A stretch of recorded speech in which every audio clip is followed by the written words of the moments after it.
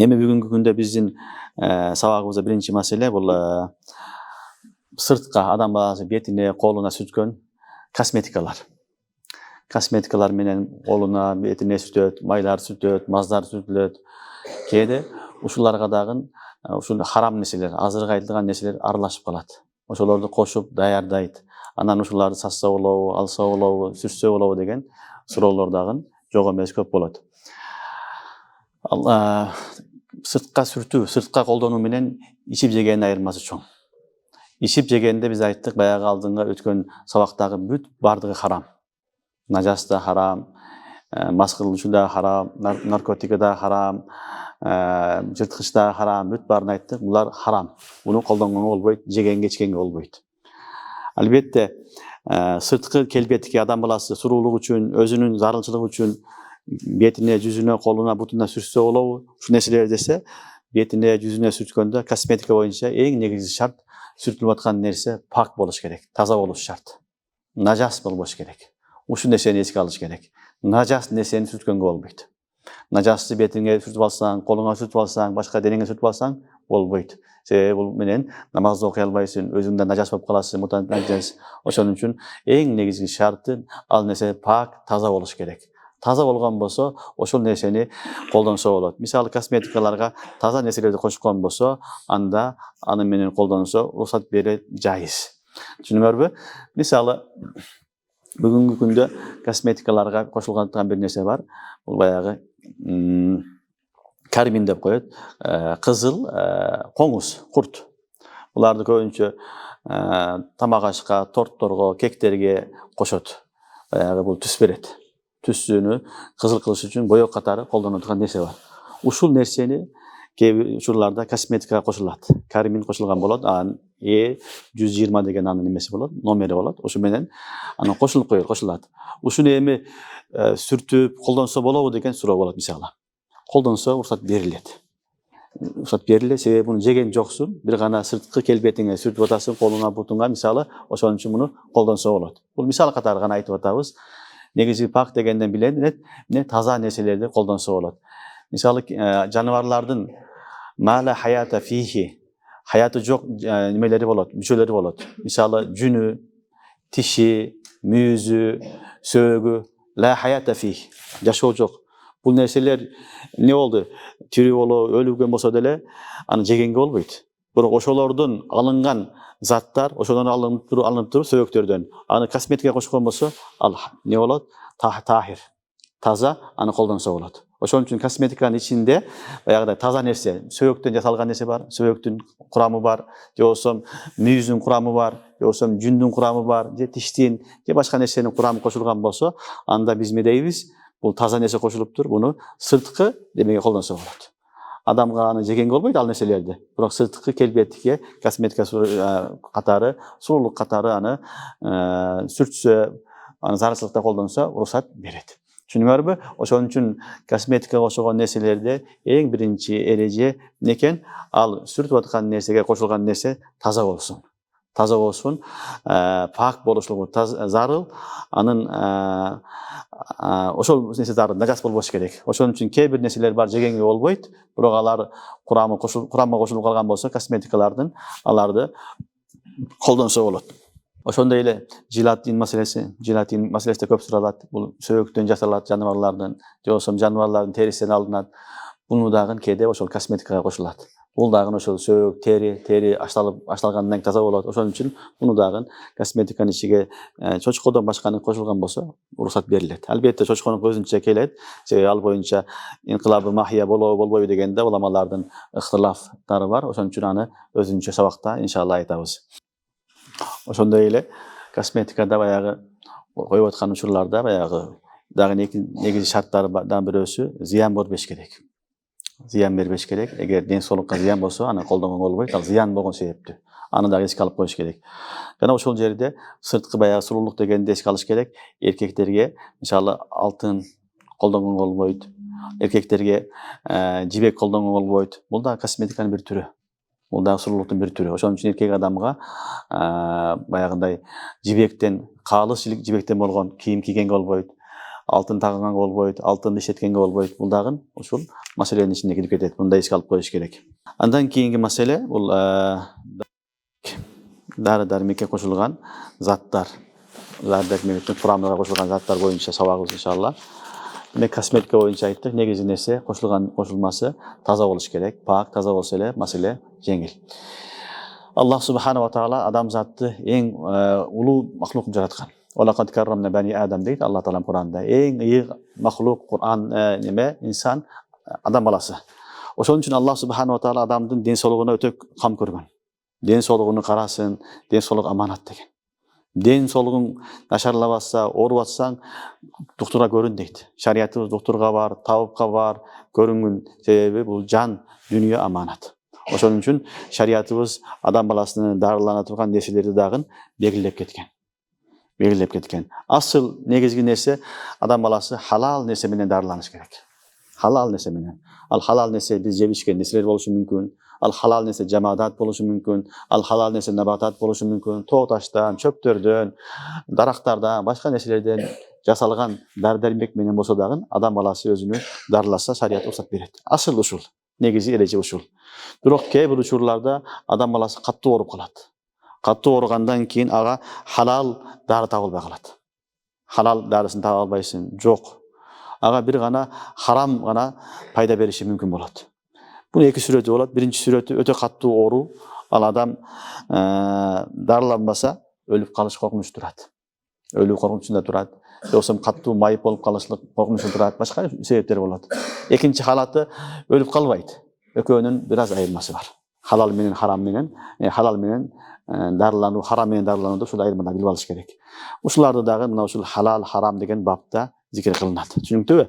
Ошон үчүн эгерде адам баласына халалдан башка, харамдан башка жарасы жок деп уламалар айткан болсо, уламалар эки шарт менен уруксат берет. Биринчи шарты баягы хазык, мыкты алым доктор болуш керек. Мыкты, эң жакшы мусулман доктор айтыш керек. Ушуну гана колдонобуз, башка дарысы жок. Болбосо сени өлүм коркунучунда турат деген не болуш керек? Сөз айтыш керек. Биринчиси ошол жакшы адамдын кеңеши керек, алым адамдын же мыкты табиптын кеңеши керек. Биринчи шарты. Экинчиси ошону колдонбосо ал өлөт. Аны өлөт же каттуу ооруп калат. Ушул эки шарт менен харам менен дарыланса уруксат берилет. Түшүнүктүүбү? Бул негизи маселе бардыгы Кур'ан-ы Каримдеги аяттан алынган.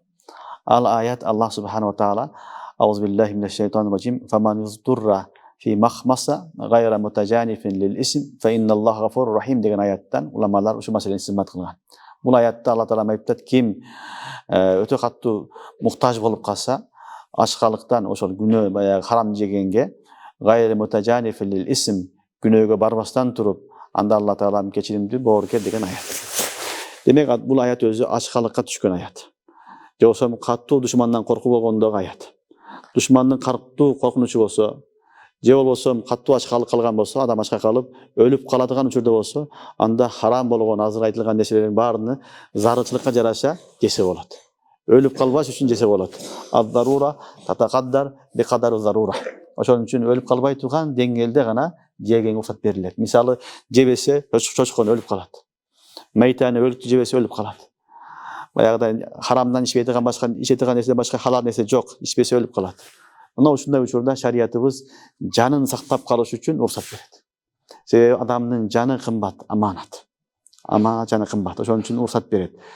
Бул негизи аят каттуу душмандан коркуу болгон учурда жана ачка калганда айтылган.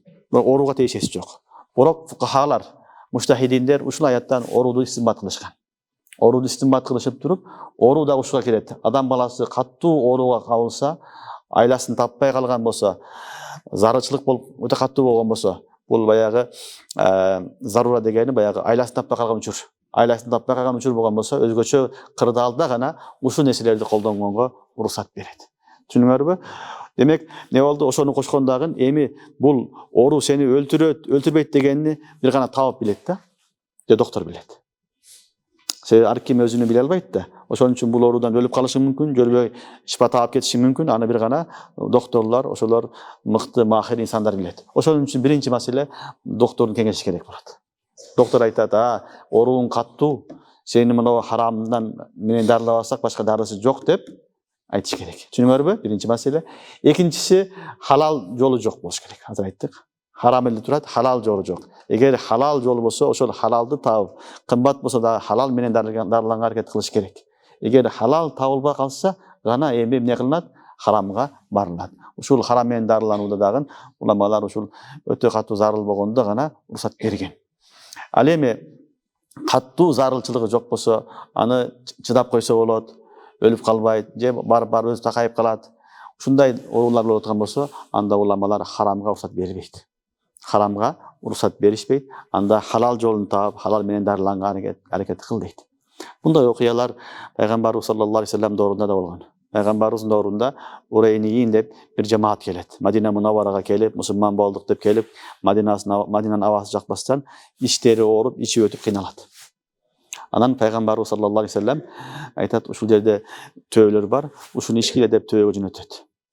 Ал төбөлөрдү ишрабу мин абвалиха ва албаниха хадисте келет. Зарасында ичкиле, алардын сүтүндө ичкиле деп Пайгамбарыбыз мурсат берет. Анан алар ичкенден кийин жакшы болуп калышат. Жакшы болгондон кийин кутуруп кетип барып, аны өлтүрүп салат, алып кетип калат төбөлөрдү, өзүнчө бир окуя. Кыскасы ушул аяттан, ушул хадистен дагы уламалар зарылчылыкта харам менен дарыланса болот дейт. Эгерчи булар уламалар бул хадисти мансух болгон дейт, бирок мансух болгон болсо деле уламалар убактылуу зарылчылыкта ушул хадистин негизинде не кылса, харамдан башка айлач жок болсо колдонсо болот деген маселени чыгарган. Дагы бир маселе, дагы бир сахаба Арфажа ибн Саад деген разияллаху анху бир жихатта мурду кесилип кетет. Мурду кесилип кетип, мурдуна күмүш коет. Күмүш койгондон кийин күмүш жыттана баштайт. Кадимкидей айына жыттангандан кийин Пайгамбарыбыз саллаллаху алейхи вассалам келип сураганда, Расулуллах саллаллаху алейхи вассалам ага алтындан койгон уруксат берет. Алтындан буну койгон, алтын сасыбайт, ирибейт, жирибейт. Уруксат берет.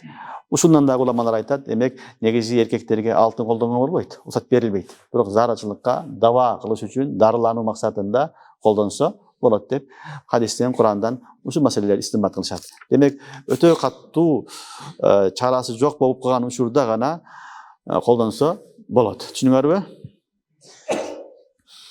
Демек экинчи маселе эмне болду? Дары-дармек. Эгерде дары-дармектин курамында ошол кошулган нерселер, кошулмалар харам боло турган болсо, же бардыгы харам, же кошулмасы харам болсо, биз карайбыз, башка халал дарысы барбы, жокпу? Халал болсо халалды колдонобуз, халал жок болсо анда харамды колдонууга туура келет, баягыдай каттуу ору учурларда. Дагы бир маселе, дары-дармекке тиешелүү, мисалы капсула болот. Капсуланын ичинде дары болот. Ошол капсулалар көбүнчө бул желатинден жасалат. Желатин көбүнчө мына сөөктөн болот. Сөөктөн же болсо териден болот. Ал жерде да каралат, хинзирден башканын сөөгүндөн жасалган капсула болсо, ал жайыз. Себеби биздин Ханафи мазхабта мала хаята фих. Хаяты жок нерселер сөөк кирет да, сөөк бул таза нерсе. Ошон үчүн буну дары-дармекте, зарылчылыкта колдонсо болот. Жесең зыян сөөктү, бирок эмнеде дары-дармек катары колдонсоң болот. Ошон үчүн дары-дармектерде капсула болсо, анда сөөк болсо, чочконун, хинзирден башка нерсенин сөөгү болгон болсо, аларды алып зарылчылыкта колдонсо болот. Бул тахир. Түшүнүңөрбү? Демек тахир болгон үчүн аны даба катары, дары-дармек катары колдонсо шарият уруксат берет. Андан кийин маселе ал-аслу фил ашия ибаха. Al-aslu fil ashya ibaha деген маселе бар. Муну да билип алгыла. Бизде Ханафи мазхабында, Шафи мазхабында, бардык мазхабтарда, көпчүлүк мазхабтарда al-aslu al-ibaha. Al-aslu ibaha дегени нерселердин негизги, Алла жараткан нерселердин бардыгы негизи биз үчүн халал. Кур'ан-ы Каримде Алла Таала "Huvallazi khalaqa lakum ma fil ardi jami'a" дейт. Huvallazi khalaqa lakum ma fil ardi jami'a. Аллах Таала жер бетиндеги бардык нерселерди силерге жараткан дейт. Силердин пайдаңарга жараткан дейт. Ошон үчүн нас келип эле харам болбосо, ал асл фил ашия ибаха. Нерселердин бардыгы асылда халал. Ушул дагы биз үчүн чоң бир эреже. Ушунун негизинде дагы биз не кылабыз? Көп нерселерди билсек, айырмасын билип алсак болот. Түшүнүңөрбү? بأن المختار أن الأصل الإباحة عند الجمهور من الحنفية والشافعية. ila ahirihi ulamalarning bahslarini aytib o'tadigan bu yerda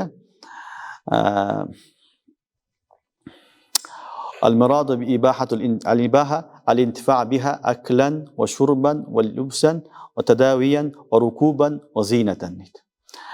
Imomlar aytib o'tadi, mubah deganning maqsadi ani jesa bo'ladi, ishsa bo'ladi, kiysa bo'ladi, dorilansa bo'ladi, minsa bo'ladi, sururluk uchun qo'ldansa bo'ladi degan so'zni ulamalar bayonlaydi. Demak, al-aslu fi ashya mekan ibaha. Barliq narsalarda biz aytdik, nas kelmasa harom ekanligini, najas ekanligini anla biz ne qilamiz?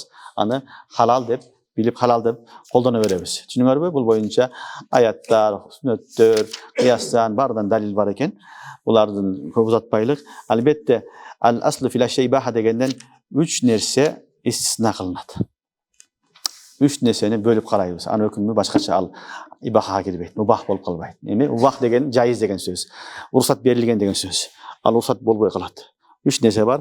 Birinchisi al-aslu fil abza at-tahrim. Birinchisi nikada. Nikada asl bu harom, hurmat. Nikada negizi asl hurmat. O'shaning uchun kim nikah qilib olsa birov bilan o'shol qizni borib tanib, tanishib bilish kerak. Aning yaqin nasabi tug'an emasmi? Aning rizai tug'an emasmi? Musahara yo'q bo'lib qaraladi. Nasabi degan aning nasabda qandash tug'an emasmi deb taqtaladi. Aning sutemda tug'an emasmi deb alda qaraladi.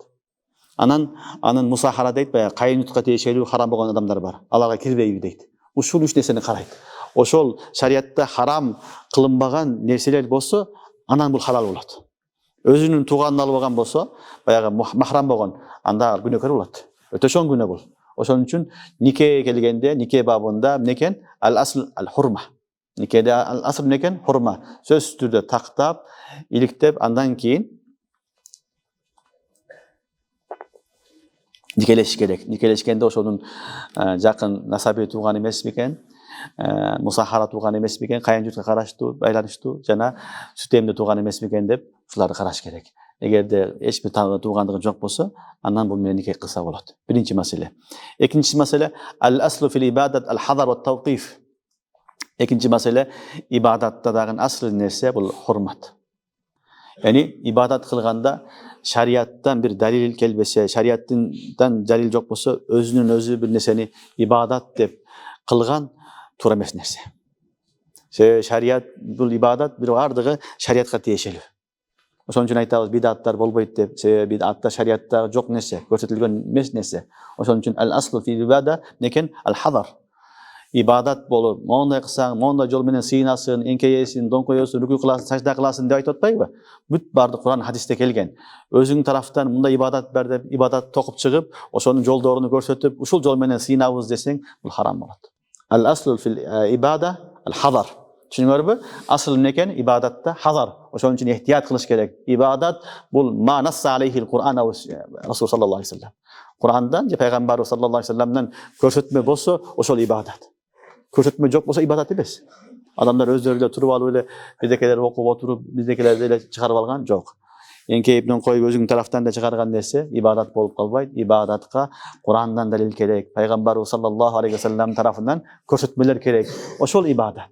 Adamlar o'zlari to'p-to'lib bo'lib bir narsani ibodat qilamiz desa, al ibodatga aylanib qolmaydi tuganlar. O'shaning uchun al-aslu fil ashya ibodat ibaha degandan daha bir masala istisno bo'lib chiqadi, bo'linib chiqariladi. Al masala ekan al-aslu fil ibada al-hadar.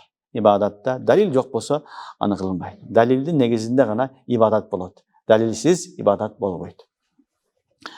Uchinchisi al-aslu fil mayta al-hurma.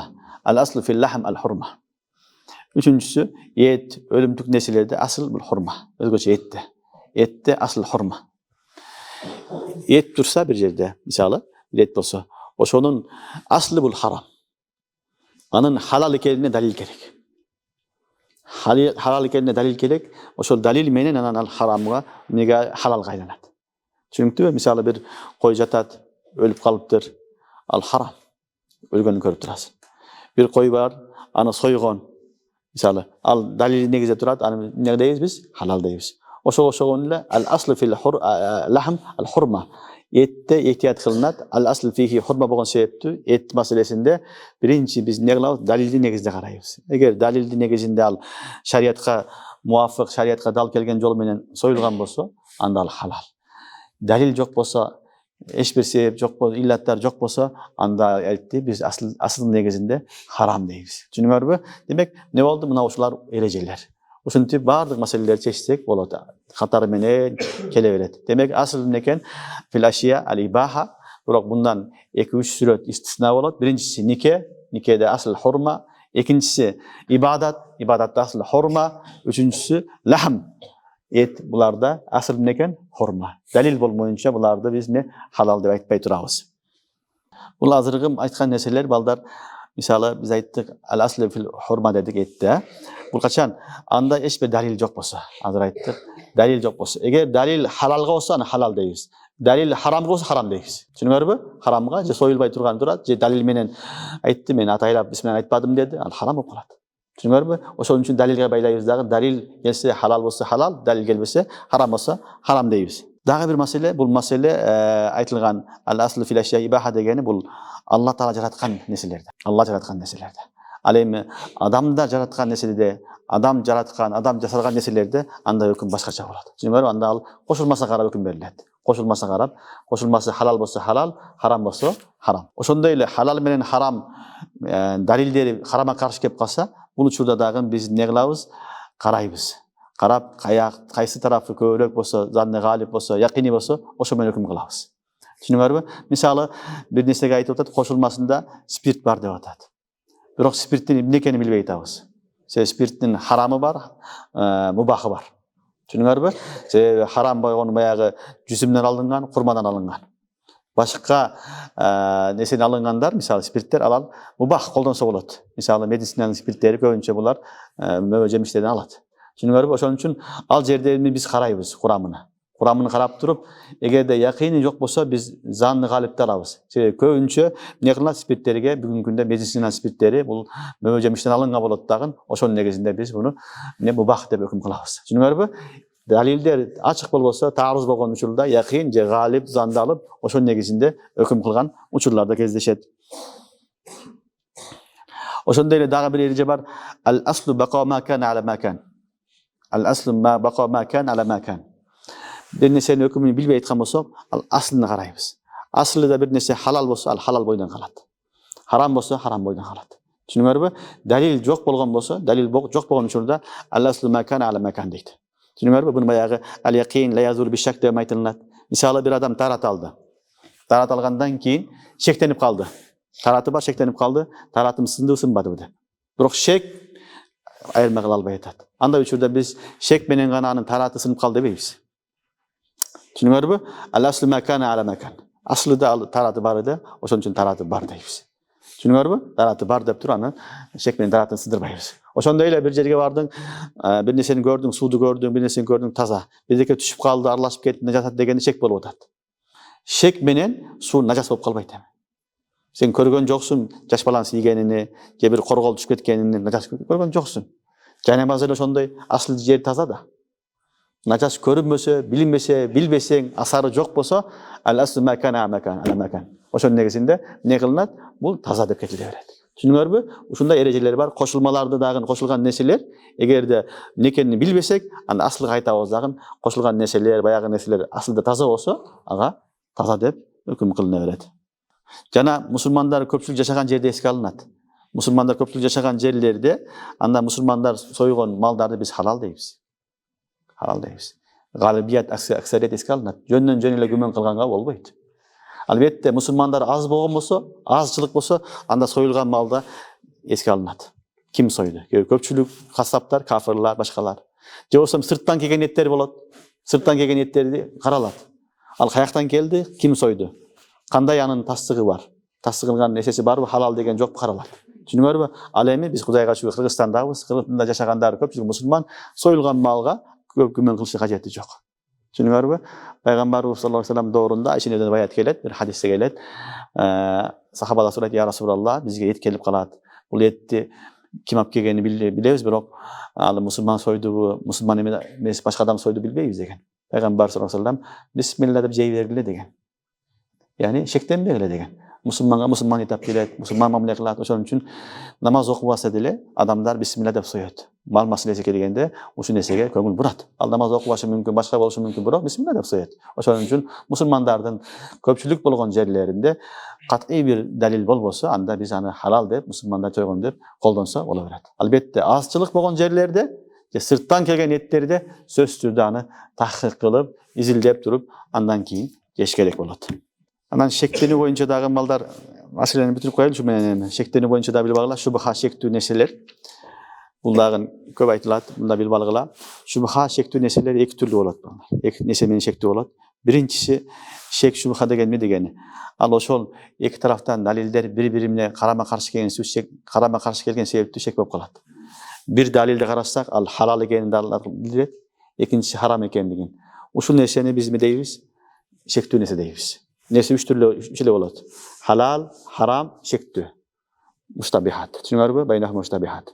Halal, haram, şektүү. Түшүнүктүүбү? Şektүү деген эмне экен? Halal менен haramдын далилдери бири-бирине карама-каршы келгенде şektүү болот, биринчи жолу.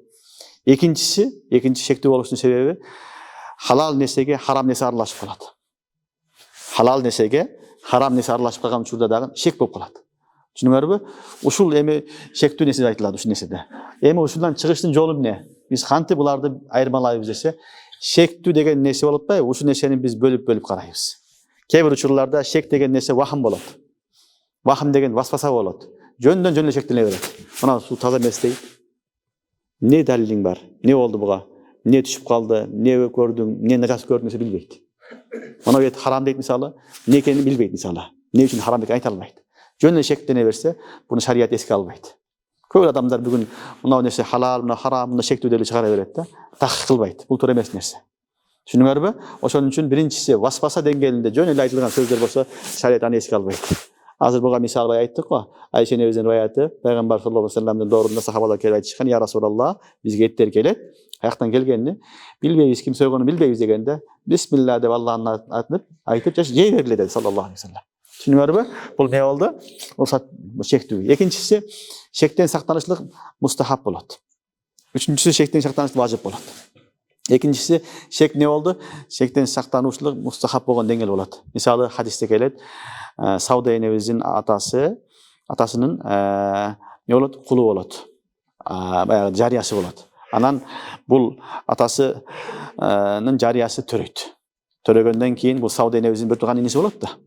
Бирок башка бир адам, Зама деген адам келет дагы, Бухаринин хадиси бул. Келип айтат: "Я Расулаллах, мына бул бала меники" дейт. Мына бала менин биринчи аягым чөйрүм болгон, кызматчым, ушул бала меники дейт. Дегенде пайгамбарыбыз саллаллаху алейхи вассалам ал-валаду лил фираш деп туруп, Сауда энебиздин атасына, яни кайнатасына айтат: "Бул сенин балаң" дейт. Бирок пайгамбар саллаллаху алейхи вассалам баягы дабакан адамга баланын окшош жагын көрүп туруп, Сауда энебизден айткан: "Ихтажиби минха" деген, хижаб кылган деген. Көрдүңөрбү? Бул эхтият жагын айтып атат. Негизи ал-валаду лил фираш болот. Бирок этият жагын айтып туруп, сен мындан сактанган, хижаб кылган деди. Себеби бир тууганы болсо, анда хижаб кылбайт. Ал махрама. Бирок шубха болгон себептүү пайгамбар саллаллаху алейхи вассалам Сауда энебизди эмне кылды? Сактан деди. Бул шубха эмне болду? Шубха болуп атат, бирок мында сактанычлык мустахаб. Экинчиси бул болду. Үчүнчүсү балдар шубха кавый болот. Шубха далил менен келген болот. Далилдин негизинде шубха келген болсо, анда сактанычлык харам болот. Сактанычлык важип болуп калат. Түшүнүңөрбү? Далил менен айтып атат: "Бисмилла айтылган жок" деп атат. Өлүк малдап келди деп атат. Түшүнүңөрбү? Анда эми жакшы күмөн кылып жей берсек болот деген жүрбөйт. Ал жерде эми далил менен келгенден кийин сактануу важип болот дагы. Аны биз эмне кылабыз? Жебейбиз, ал эттен алыс болобуз. Түшүнүңөрбү? Мына бул дагы ушул сабакка тиешелүү маселелер болчу.